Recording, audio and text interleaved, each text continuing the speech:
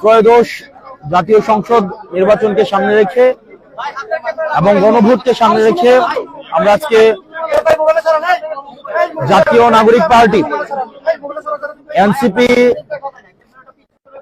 কুমিল্লা 4 অর্থাৎ দেবিদ্বার থেকে আমাকে মনোনয়ন দিয়েছে। আমি গত 29শে ডিসেম্বর সেটি সাবমিট করেছিলাম। আজকে মনোনয়ন বাছাই হয়েছে এবং প্রাথমিকভাবে মনোনয়নটিকে বৈধ ঘোষণা করা হয়েছে।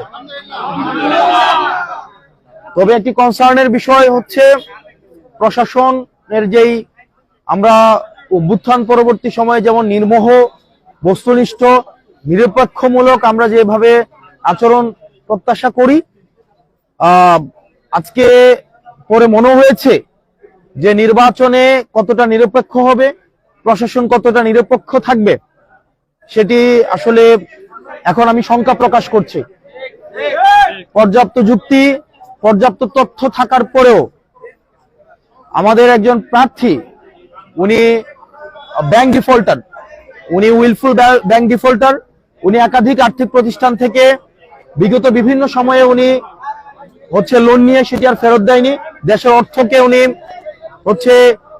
তছরুফ করেছেন এবং ব্যাংক ডিফল্টার হওয়া সত্ত্বেও উনি সেটিকে এই তথ্যটি যখন গোপন করে এবং হাইকোর্ট স্টে দেওয়ার তথ্যটি যখন গোপন করে, এটি ব্যক্তিগত তথ্য গোপনের পর্যায়ে পড়ে এবং আমাদের নির্বাচনী আচরণ যে বিধিমালা রয়েছে সেখানে স্পষ্ট উল্লেখ আছে, কোন প্রার্থী যদি ইচ্ছাকৃতভাবে তার তথ্য গোপন করে হলফনামে উল্লেখিত, তাহলে সেটি তার প্রার্থিতা বাতিলের যে বিধান রয়েছে। কিন্তু আমরা দেখতে পেয়েছি প্রশাসনের কাছে আমরা পর্যাপ্ত তথ্য প্রমাণ এবং যুক্তি উপস্থাপন করার পরেও সেখানে প্রশাসন কতটা নিরপেক্ষ আচরণ করতে পেরেছে সেটি আসলে প্রশ্নবিদ্ধ।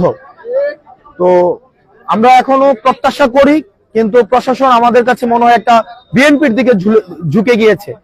সহজ কথা, প্রশাসনের যে দ্বিচারিতামূলক আচরণ সেটি নিরপেক্ষ, সুষ্ঠু, অংশগ্রহণমূলক নির্বাচন কতটা হতে পারে সেটি নিয়ে আসলে আমরা শঙ্কা প্রকাশ করছি।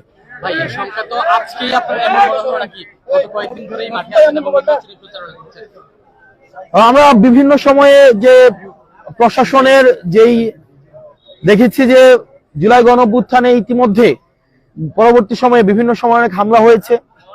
আমরা দেখেছি হাদি ভাইকে নির্মমভাবে হত্যা করা হয়েছে। স্পষ্টভাবে প্রমাণ থাকা সত্ত্বেও আমরা এখনো পর্যন্ত দৃশ্যমান কোন ধরনের ব্যবস্থা নেয়নি। সেগুলো প্রশাসনের গাফিলতি এবং জুলাই অভ্যুত্থান পরবর্তী সময়ে গত 1.5 বছর আমরা দেখেছি যে প্রশাসনের আসলে দৃশ্যমান, প্রশাসনের যারা কর্তা কর্মব্যক্তি রয়েছে তারা নিজেদের সংস্কার তারা চেয়েছে তারা নিরপেক্ষ থাকতে, কিন্তু কতিপয় রাজনীতিবিদ, কতিপয় রাজনৈতিক দল তারা প্রশাসনকে, পুলিশকে নিয়ন্ত্রণ করতে চায়।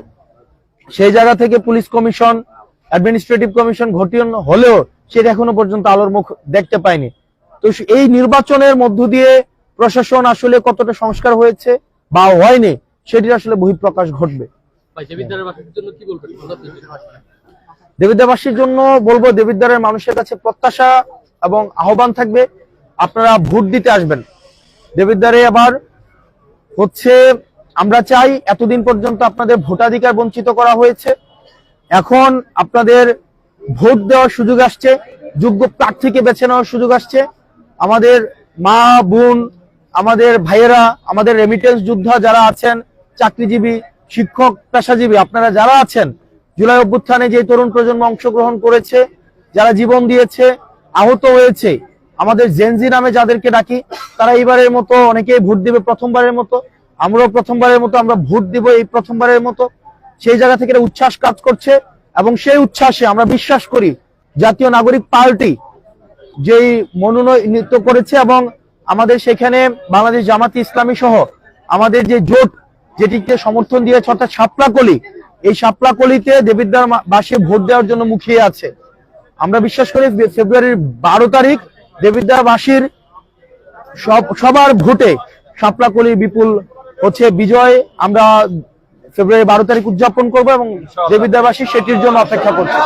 ধন্যবাদ।